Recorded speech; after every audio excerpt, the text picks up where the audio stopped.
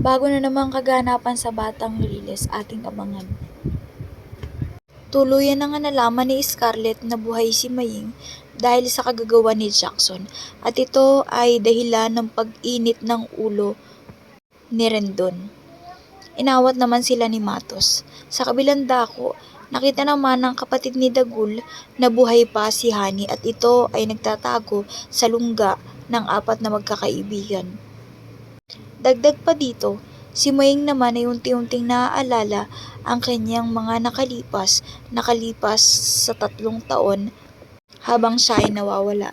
Ngunit sa kabilang dako, naalala niya din kung paano siya niligtas ni Maestro at pinangalanan siyang bilang isang Rose. Tuluyan na kayang bumalik ang alaala ni Maying at manaig ang kabutihan. At dahilan ng pagkakakita nila kay Hani sa Riles, ay nag-report ang kapatid ni Dagul sa kanilang pinuno. At inutusan ni Jackson ang kapatid ni Dagul na patayin at patahimikin sila Kidlat. Dagdag pa dito, nakakatapos silang maligo ni Kidlat.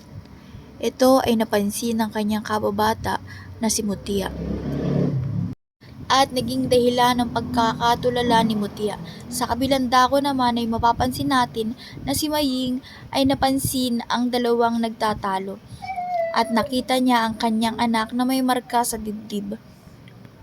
Ipinagtapat nga ni Kidlat ang tunay na dahilan kung bakit siya may mga pasa at marka sa dibdib. Ito ay dahilan ng 3 taon nilang pagkakakulong.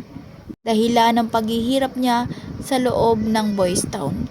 Sobra-sobra naman ang pighati ng ina ni Kidlat dahil wala siya sa tabi nito nang ito'y dumadanas ng iba't ibang uri ng pagsubok. Alam natin na hindi madali ang pinagdadaanan ng kanyang pamilya, ngunit dating kaya sa puntong makakamit nila ang hustisya o hindi na. Hustisyang sobrang ilap para sa kanila.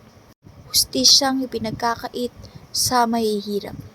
Kailan kaya makakamit ng mga batang Riles ang hustisyang inaasam nila? Kaya ano pang inaantay nyo?